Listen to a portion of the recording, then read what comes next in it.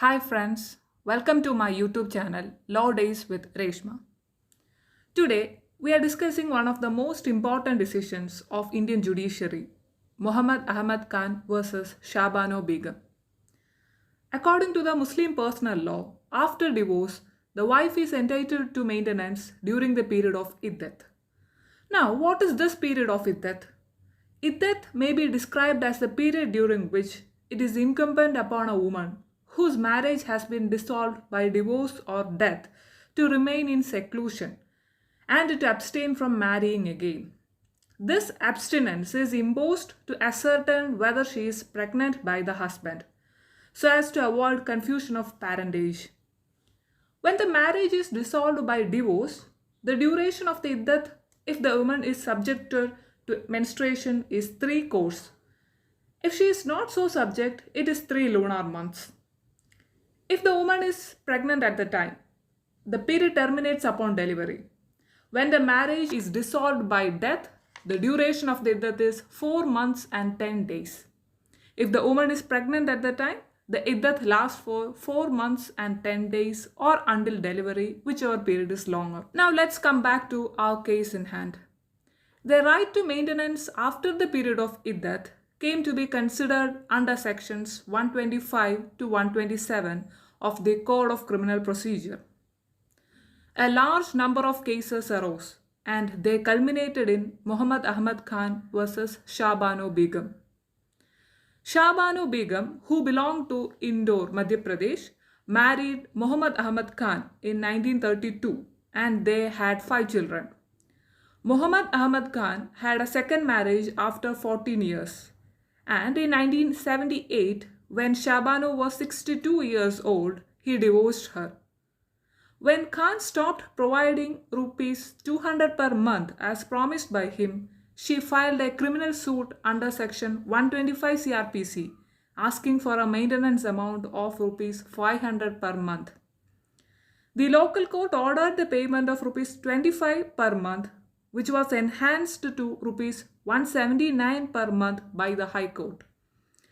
Muhammad Ahmad Khan approached Supreme Court with an appeal.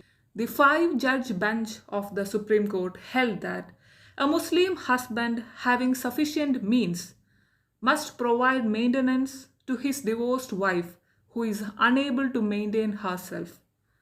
The court rejected the contention of the husband that section 125 of CRPC providing maintenance to divorced wife who is unable to maintain herself is inapplicable to Muslims. It was held that the religion professed by a spouse has no place in the scheme of section 125 CRPC, which is a measure of social justice founded on an individual's obligation to the society to prevent vagrancy and destitution. The decision has led to some controversy, with a section disagreeing with the interpretation of continued liability of Muslim husband. And later, our parliament passed the Muslim Women Protection of Rights on Divorce Act 1986.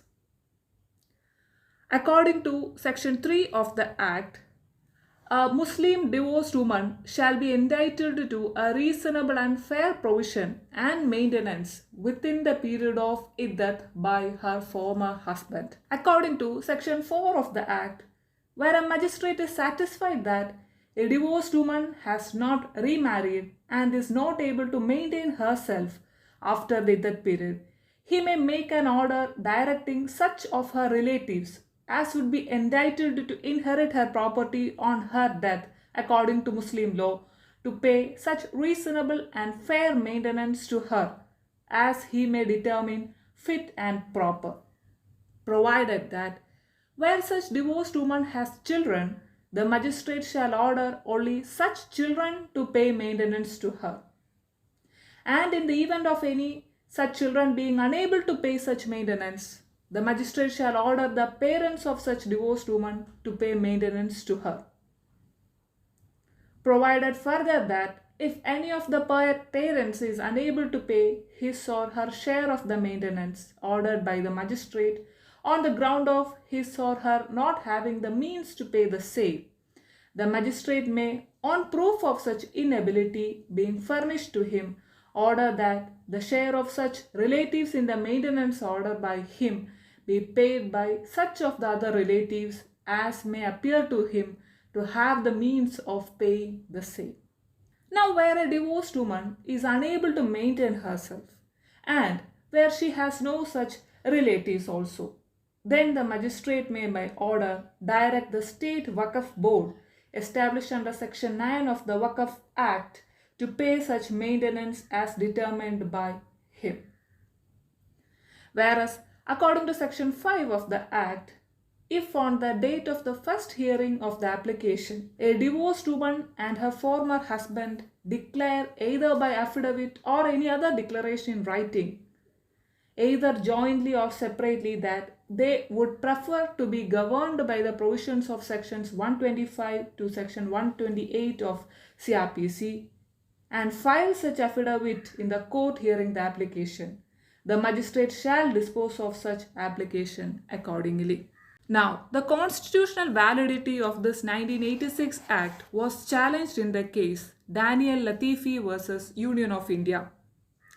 The petitioners contended that the inevitable effect of the Act is to nullify the law declared by the Supreme Court in Shabano case. The Supreme Court, however, upheld the validity of the Act, stating that the liability of Muslim husband to his divorced wife arising under Section 3, Clause 1, Subclause A of the Act to pay maintenance is not confined to that period.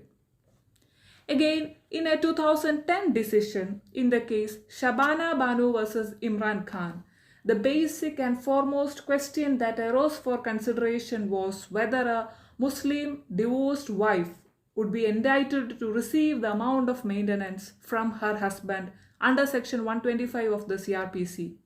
And if yes, then through which forum? The Supreme Court once again reiterated that even a divorced Muslim woman would be entitled to claim maintenance from her divorced husband even beyond the period of iddat, so long as she does not marry under Section 125 of CRPC.